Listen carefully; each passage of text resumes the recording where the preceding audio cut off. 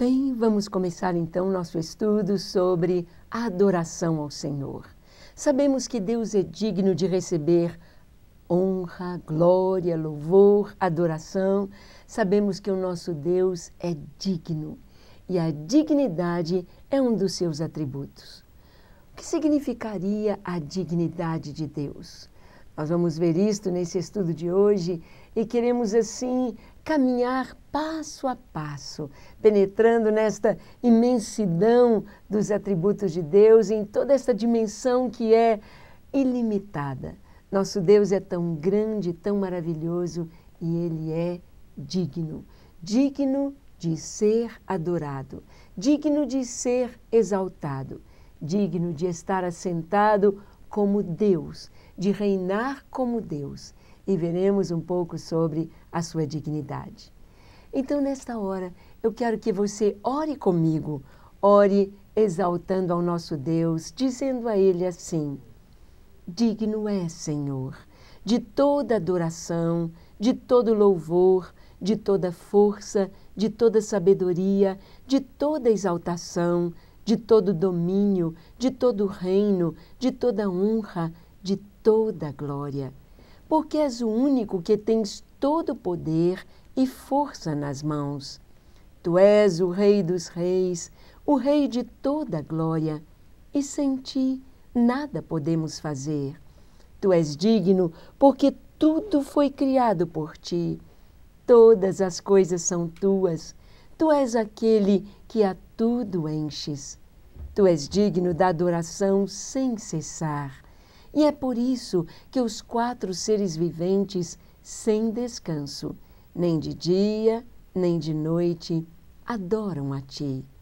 Tu és digno que a tua vontade seja feita na terra como ela é feita no céu. Por isso, 24 horas adoramos a ti. A cada instante, em todas as gerações, desde a eternidade, tu és digno de adoração. Tu és digno, Jesus, de ter o teu nome acima de todo nome, de ter o teu trono acima de todo trono, de ser o cabeça de todo principado e potestade. Toda autoridade te foi dada nos céus e na terra. Tu és digno, porque venceste a morte, porque tens na mão a chave da morte e do inferno. Tu és digno por tudo que és, em toda a glória de teu ser, e os teus feitos te fazem eternamente digno. Somente tu és digno, por isso estou aqui e te adoro. Ah, como é maravilhoso poder adorar o nosso Deus! Como é maravilhoso saber que temos um Deus que é pleno, um Deus que é perfeito, um Deus que é absoluto em todas as suas características, em todos os seus atributos. Dignidade. O que significaria a dignidade de Deus? Vamos primeiro dar uma passadinha pelo dicionário, vamos ver o que nos diz o dicionário a respeito da dignidade do Senhor, para que possamos entrar em sua palavra e ver como Deus é digno. Vamos então, o dicionário nos traz a seguinte definição para a palavra dignidade: autoridade moral, honestidade, honra, autoridade, respeitabilidade, decência, decoro. Bem, o dicionário vai nos alargando a visão dentro da dignidade, mostrando-nos autoridade moral. Deus é digno, Deus tem autoridade moral para ser Deus, para assumir a sua posição de santidade e de perfeição. Há muitas pessoas que, ao lerem a palavra de Deus, ficam às vezes um pouco confusas e os satanistas aproveitam quando, no Velho Testamento, Deus orienta ao povo de Israel ao tomar a terra prometida, ao entrarem naquela terra que Deus lhes havia prometido, que houvesse guerra. Então eles dizem, em Deus mandou que matasse as pessoas, Deus desapossou aquelas terras, Deus tirou as pessoas das suas terras para colocar o povo de Israel. então Deus não é bom, então Deus não é perfeito, então Deus é parcial.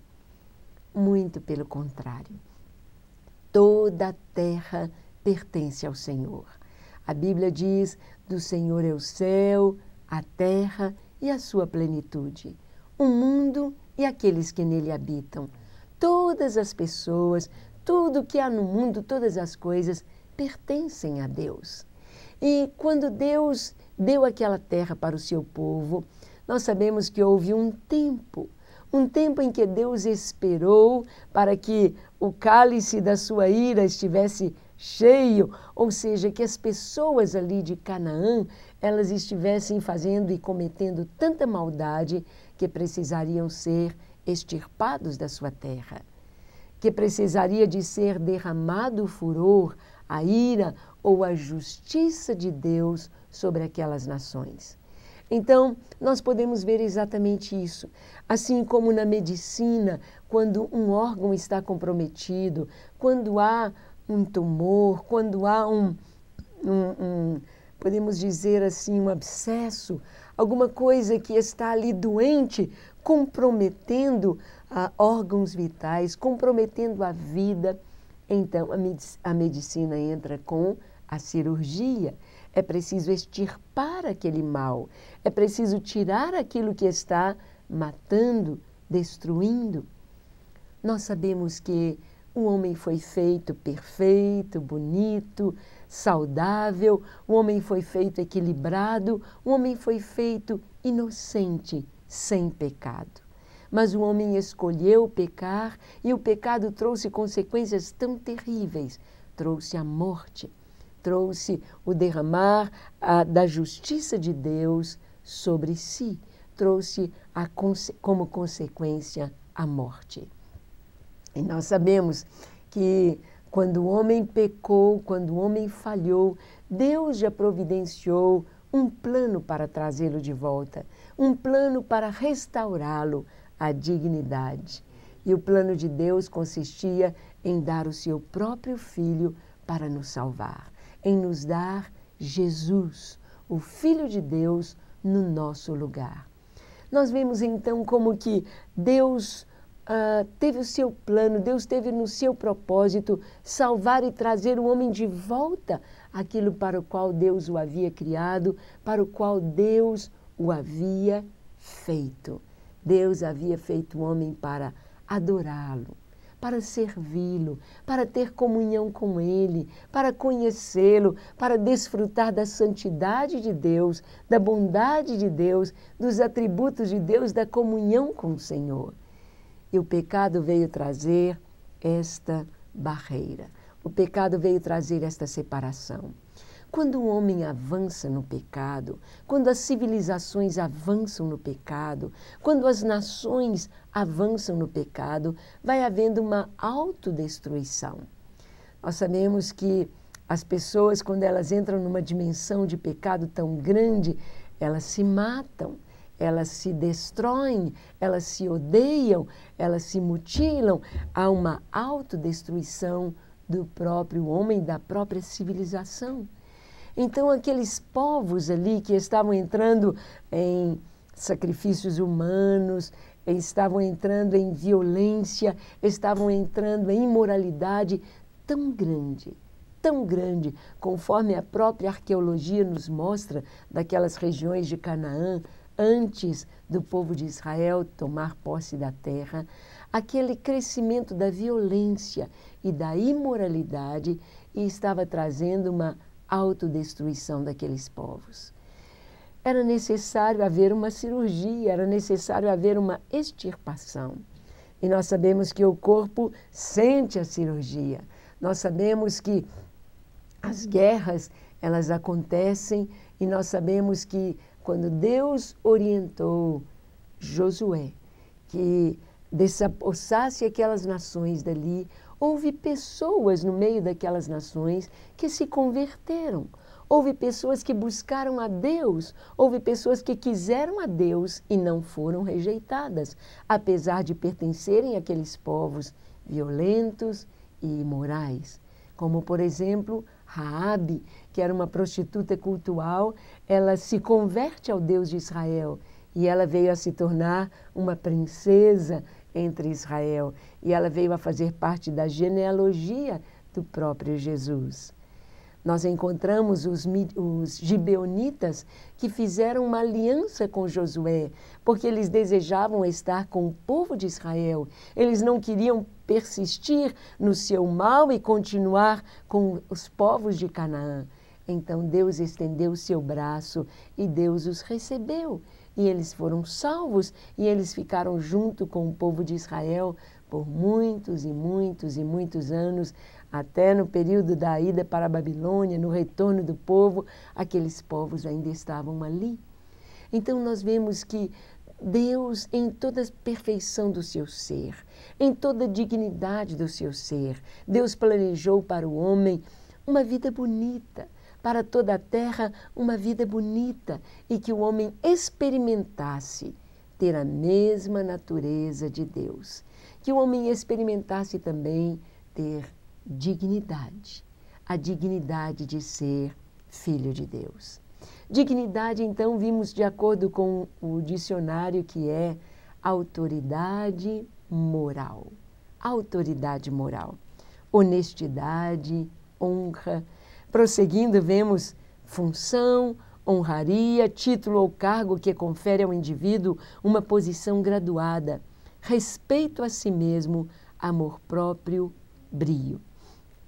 Deus é digno. Ele é digno. A dignidade está inerente ao seu próprio ser. Tudo que Deus é, toda a perfeição do seu caráter, o faz digno de ocupar a posição como Deus. Deus é autossuficiente, Deus é autoexistente, por todos estes motivos, por ser Deus, soberano, perfeito, por tudo isto Ele é digno. Digno de receber glória, digno de receber adoração, Ele é digno. Vejamos um pouquinho mais sobre o caráter do nosso Deus. A dignidade de Deus está intrinsecamente ligada ao seu próprio ser. Por ser Deus, Ele é digno de honra e de glória. Então, vemos que a dignidade está intrinsecamente ligada a Deus, ao seu próprio ser. Sabemos que Deus é tão grande, é tão maravilhoso, é tão ilimitado, que todas as criaturas, ou todo o resto, tudo que foi criado, fica tão pequenino diante da profundidade, diante da ilimitação do caráter, da capacidade e dos atributos do nosso Deus. Se você imaginasse Deus como uma folha branca, como um papel branco, e você pegasse ali numa folha A4, pegasse ali um pequenino triângulo de 1 centímetro, imaginasse que aquela folha branca toda fosse Deus, e aquele pequenino triângulo representasse tudo que foi criado, representasse todos os homens que existiram desde Adão até o último homem que vai nascer sobre a terra, representasse todos os animais, tudo que Deus já criou aqui na terra, todas as plantas, toda a terra, o sol, a lua, as estrelas, todo o sistema solar, todas as galáxias, todos os anjos, todos os querubins, serafins, os milhares de anjos, todos eles coubessem naquele pequenino centímetro, triângulo de 1 centímetro de lado, e aquela folha branca representasse Deus. Nós vemos quão grande é o nosso Deus. Toda a criação, toda a natureza está imersa em Deus e representa uma parte tão pequenina. Nós sabemos que tudo isto é tão difícil de nós podermos expressar, porque o tamanho de Deus, a sua dimensão, Ele é imensurável. Por isto Ele é digno.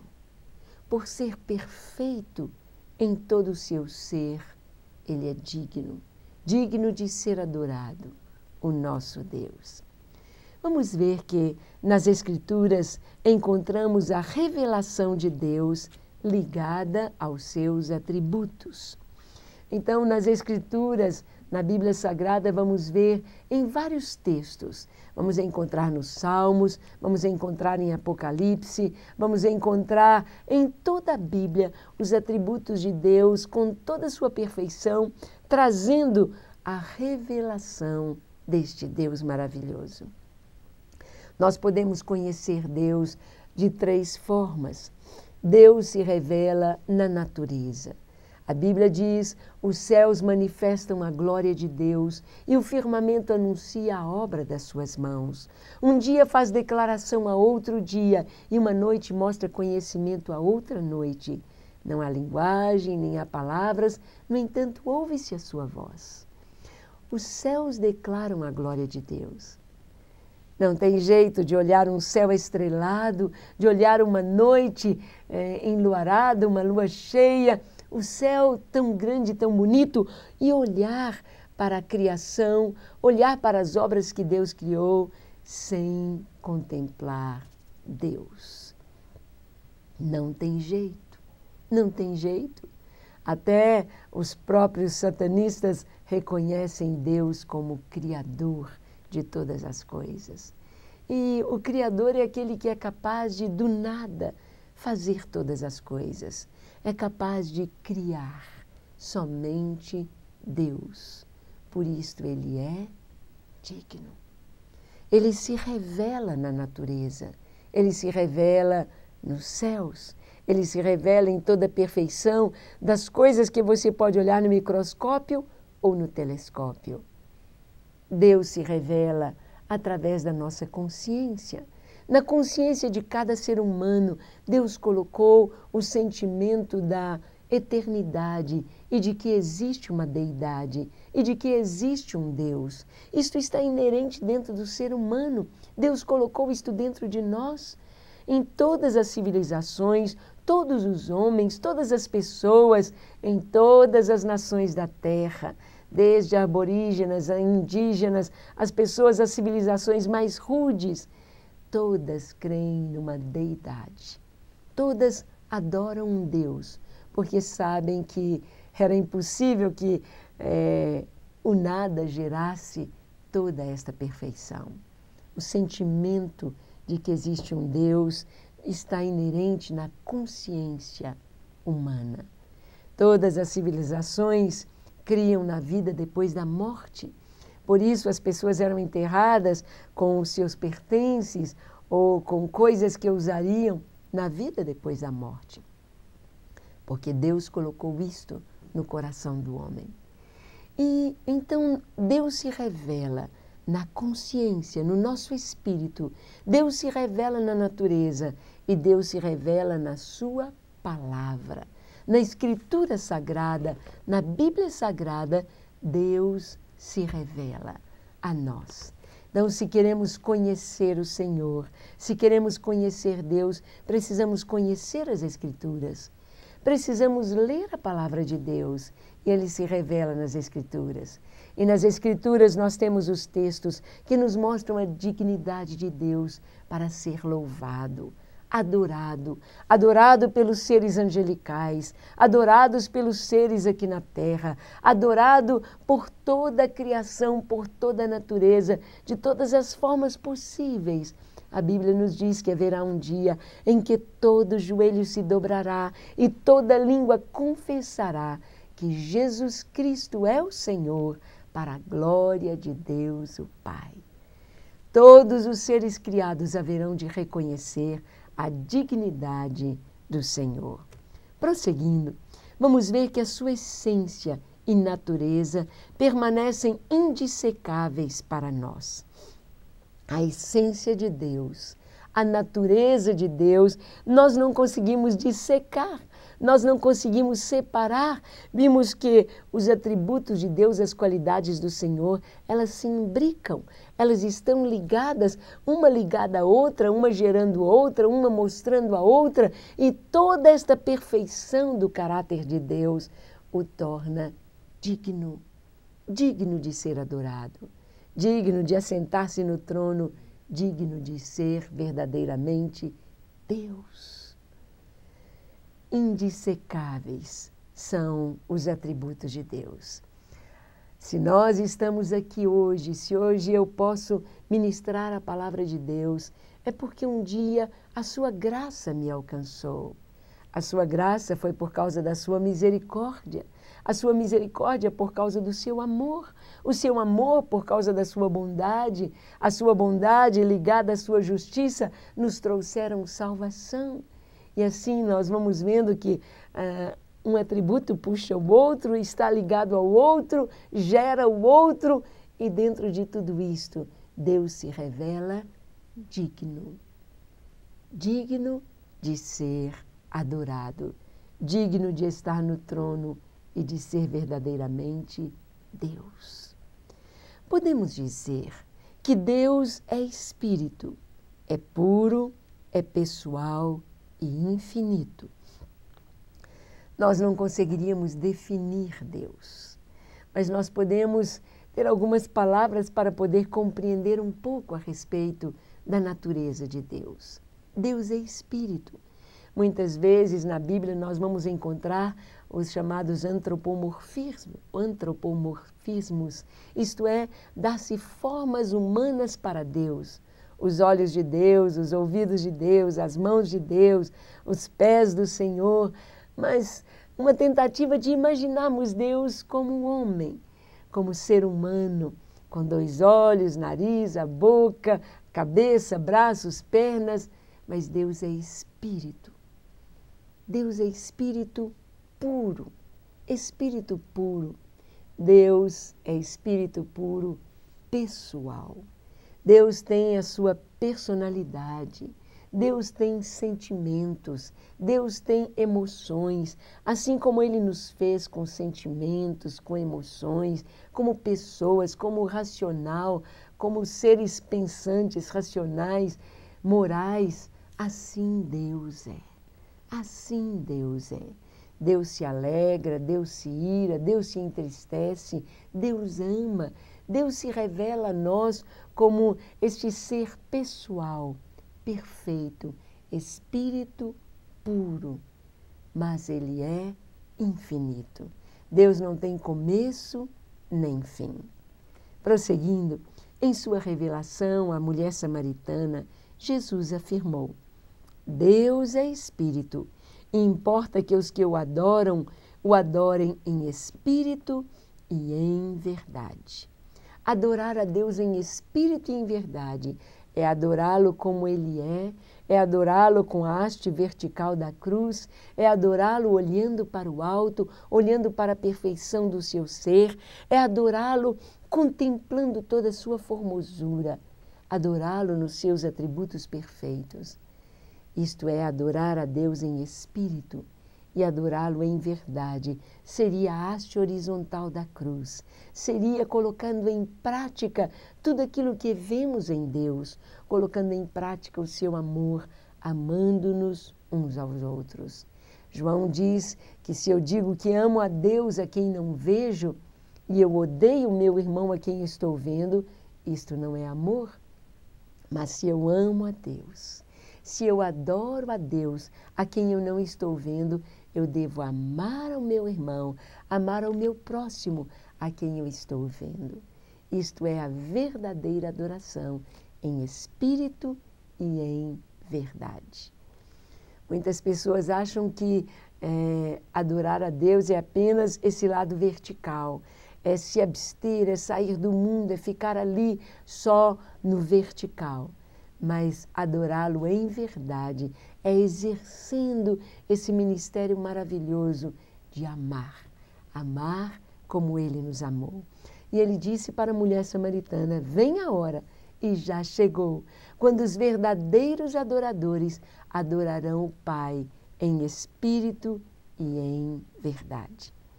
Prosseguindo, como espírito puro, Deus não é complexo ou composto de partes. Ainda que não tenha corpo ou presença corporal, sendo invisível e imperceptível aos sentidos humanos, mas sensível ao nosso espírito. Nós sabemos que temos hoje muitas canções que dizem para o Senhor: ah, eu quero te abraçar, eu quero dançar contigo, quero te beijar. Ah, Senhor, porque são expressões nossas de amor, nossas expressões. Nossos sentimentos estão também ligados a uma demonstração deles através do físico. Mas o nosso relacionamento com Deus não é um relacionamento físico. Não necessariamente eu tenho de arrepiar, de tremer, de sentir o calor da presença de Deus. Eu posso sim ter emoções ao sentir a presença de Deus. Eu posso sim me arrepiar, eu posso sim sentir o calor, eu posso sim sentir a presença do Senhor, um frio na espinha, eu posso sentir? Posso, mas não necessariamente, porque eu posso me comunicar com o Senhor através do meu espírito. É no meu espírito, é no espírito que Deus fala conosco. A sua voz mansa, a sua voz suave, o seu Espírito Santo comunica com o nosso espírito. Deus nos fala. Deus é espírito puro, não tem corpo, é indivisível, ele não é composto por partes, como nós temos as nossas partes e estudamos nosso corpo humano e nos dividimos e subdividimos, mas Deus é esse ser por inteiro, imperceptível aos sentidos humanos, mas ele é sensível pelo nosso espírito. Qualquer pessoa pode buscar a comunhão com Deus, em qualquer lugar, de qualquer maneira, deitado na cama, andando, onde você estiver. Você pode buscar a comunhão com o Senhor através do seu espírito. Talvez você não possa falar, talvez você não saiba falar, não consiga falar, mas em seu coração, em seu espírito, você pode se comunicar com Deus. E Ele deseja esta comunicação nossa, pois Ele diz: ó, provai e vede que o Senhor é bom. Bem-aventurado o homem que nele põe a sua confiança. Provai e vede que o Senhor é bom. Deus deseja que a gente experimente a sua bondade, que nós experimentemos conhecê-lo em toda a plenitude, a dignidade do seu ser e a perfeição dos seus atributos. Prosseguindo, Deus nunca foi visto por alguém, diz a palavra em João 1,18. O Filho unigênito que está no seio do Pai, esse o revelou. A Bíblia nos diz isso, Deus nunca foi visto por ninguém, mas Jesus o revelou. Se queremos conhecer o Pai, o coração do Pai, saber as reações do Pai, é só olharmos para Jesus, como Jesus é, como Jesus reage, como Jesus faz, como Jesus diz. Ele revelou o Pai. Filipe disse certa vez para Jesus, um dos seus discípulos: Senhor, mostra-nos o Pai, isto nos basta. E Jesus respondeu: Filipe, há tanto tempo eu estou convosco e não me tendes conhecido. Quem vê a mim, vê o Pai. Jesus, então, esta exata expressão de Deus Pai. Nós podemos olhar para Jesus e contemplar Deus, porque Jesus é Deus. Ele revela o Pai. O Espírito Santo nos revela Jesus. Jesus nos revela o Pai. Nas Escrituras e em Jesus, nós podemos ver toda a perfeição de Deus, este ser maravilhoso, digno de toda glória, digno de toda honra, digno de todo louvor. Prosseguindo, através dos ensinos das Escrituras, percebemos que Deus é um espírito pessoal, racional, autoconsciente, autodeterminador, um agente moral inteligente. Deus é a mente suprema e a origem de toda a racionalidade de suas criaturas. Então, através das Escrituras, nós podemos ter uma visão do Senhor. Deus, como esse espírito pessoal, racional. Toda a inteligência, tudo que o homem vê de sabedoria, provém de Deus. As Escrituras dizem, né? Quem deu a ele primeiro a sabedoria para que ele pudesse dizer quem que deu ao Senhor? Quem primeiro deu a ele para que pudesse o Senhor receber de alguém sabedoria? Ele mesmo é o Deus sábio, é o Deus que faz tudo com tanta perfeição, por isto ele é digno. Deus é digno de glória, de honra, de louvor, porque ele é totalmente sábio. Porque ele é onipresente, porque ele é onisciente, porque ele é eterno, porque ele é justo, porque ele é bondoso, por tudo que ele é digno. Deus é autoconsciente, autodeterminador, um agente moral inteligente, a mente suprema que dá origem a toda a racionalidade das suas criaturas. Nós sabemos que o homem tem caminhado nos nossos dias na tecnologia, mas toda a tecnologia do homem, tudo que o homem descobre, ele não inventa, ele tira da natureza. Ele simplesmente descobre os princípios e os coloca em prática. Mas toda a sabedoria, tudo que é perfeito, foi estabelecido pelas leis do Senhor na natureza. E porque Deus é sábio, e porque Ele fez todas as coisas, Ele é digno. Digno de ser adorado. Digno de ser Deus. Digno de ser entronizado. Ele é digno de glória por seu ser perfeito e sabedoria. Em Deus não existem imperfeições. Não há um ponto sequer em Deus que possamos encontrar trevas ou imperfeições. Deus é perfeito em tudo que Ele faz, em todas as suas obras, e Ele é absolutamente sábio. No que Deus fez, na natureza que Deus criou, nas leis fixas que Ele estabeleceu, Ele revela a sua sabedoria. E por isso, Ele é digno. Todas estas coisas o fazem digno. Digno de estar no trono, digno de ser Senhor, digno de governar, digno de ser o nosso Deus. Por sua sabedoria e a perfeição do seu ser. O texto de Isaías 57:15 nos diz: porque assim diz o alto e sublime, que habita na eternidade e cujo nome é santo. Num alto e santo lugar habito, como também com contrito e abatido de espírito, para vivificar o espírito dos abatidos e para vivificar o coração dos contritos. O próprio Senhor diz que Ele habita num alto e sublime lugar.